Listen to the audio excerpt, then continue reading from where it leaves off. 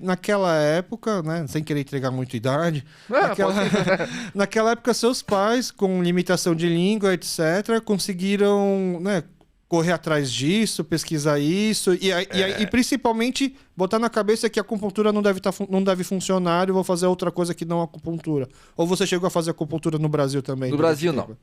Na verdade, foi muito engraçado, né? Porque assim, essa questão da limitação da língua, realmente, você...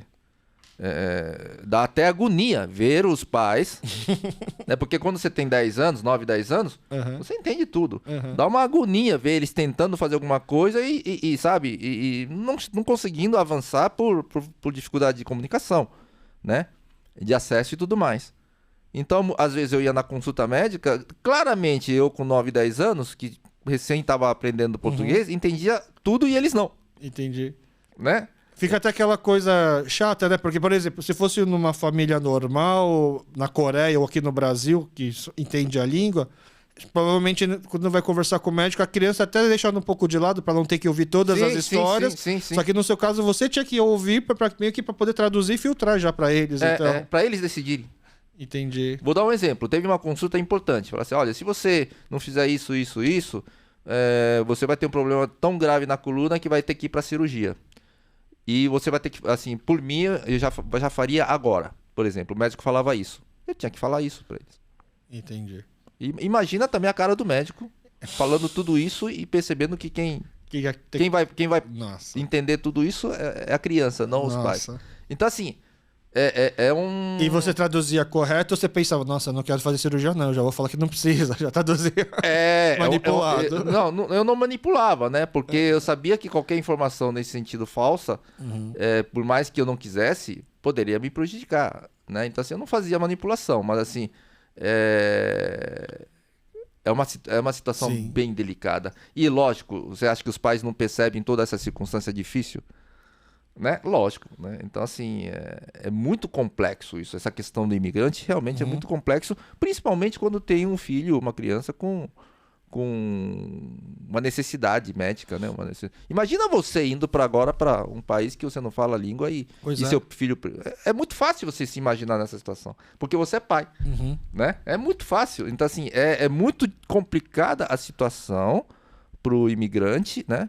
Inclusive coreano, poderia ser outra nacionalidade, e é compreensível como eles se fecham na comunidade. Mas é uma proteção, né? Os teus pais, eles vieram junto com... Eles foram os primeiros a família virem? Já tinha familiares aqui no Brasil? Já tinha. Eu já tinha minha tia aqui, né? A irmã da minha mãe, né? E assim, todo mundo acho que vem numa expectativa de melhorar o meio de vida, né? Cada um tem seus motivos particulares também, né? Mas a gente veio aqui, só que assim, né? Coisa é você imaginar. 6 anos. Não, você tinha 6 anos quando você veio. Não, 8 anos. 8 anos. 8 anos, E seus irmãos? Eu tenho irmãs, né?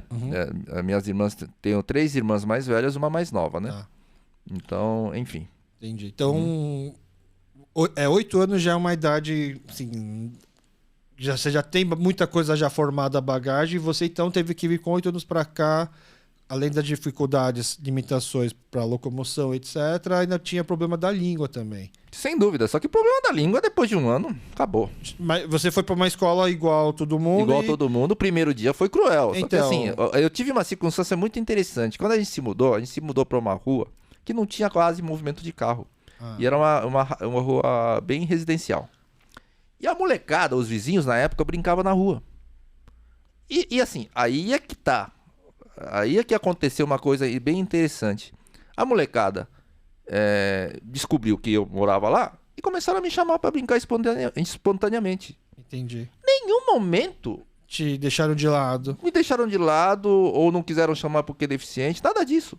Então, aconteceu uma inclusão real, absolutamente natural entre as crianças, e que acredito que teve uma influência fundamental na minha vida. Você lembra se na Coreia tinha isso também, nessa idade, antes de você vir? Você tinha bastante, era normal a sua vida com os amigos lá também, escola, ou lá talvez... Eu tinha uma vida, eu ia pra escola, normal, mas assim, eu não tinha amigos. Não tinha amigos? Não tinha amigos, porque assim, a criançada ia brincar, ficava na sala. Nossa. Entendeu? Então, assim, na hora da aula não pode conversar. E na hora de brincar, você não tem interação, né? O brasileiro é bom, né? Tudo tem vantagens e desvantagens. Mas, assim, sim, nesse sentido. Nesse sentido, pra mim, minha esposa fala, ela é brasileira, minha esposa, né? Ela fala assim, vamos embora do Brasil, eu não aguento mais violência. E eu sempre falo, o Brasil é tão bom. Lógico, né? Quando você contou dos seus pais em relação, né, às conversas com o médico, eu lembrei de uma história minha, que eu tenho um filho de 3 anos, pouco tempo antes dele fazer o ano, quando ele estava com 11 meses, e a gente já estava até organizando o aniversário de um ano, né? E como na comunidade coreana, aniversário de ano é aquela festa importante, autor, né? Ele pegou uma conjuntivite. E a conjuntivite dele estava bem, bem feia. A gente levava no Hospital dos Olhos lá, e como é criança, conjuntivite, ele não podia ser atendido por um pediatra específico, tinha que passar no plantão.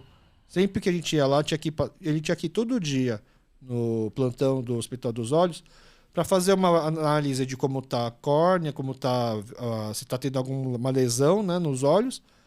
Só que, como você sempre vai e é um plantonista diferente, a gente não tinha como saber se ele estava melhor em relação ao dia anterior. Sim. Aí, uma das vezes que a gente foi e uma plantonista bem cuidadosa, atenciosa, cuidou da gente pensou, vamos voltar sempre com ela. A gente pergunta que dia e que horas que ela está aqui, a gente vem passar com ela. E aí a gente fez mais umas 2, 3 consultas com ela. Na quarta, quando a gente achou que o meu filho estava já bem melhor, ela falou assim, gente, eu fiquei vendo o caso do seu filho, eu andei pesquisando e eu conversei com alguns colegas, acho que eu descobri que o seu filho ele tem conjuntivite lenhosa. Eu quero que amanhã você passe aqui com a minha chefe, que ela já tem mais experiência, e você vê com ela o que tem que fazer, tá bom? E a gente ficou meio assustado, né? Sim. Aí, obviamente, pego o celular, ponho no Google conjuntivite lenhosa que é, e o moleque fica cego, não tem tratamento. E aí, assim, no dia seguinte de manhã já estava marcada a consulta, mas eu não dormi. Fiquei o dia inteiro, a noite inteira, procurando na internet melhores cidades do mundo para quem tem deficiência visual, esse tipo de coisa.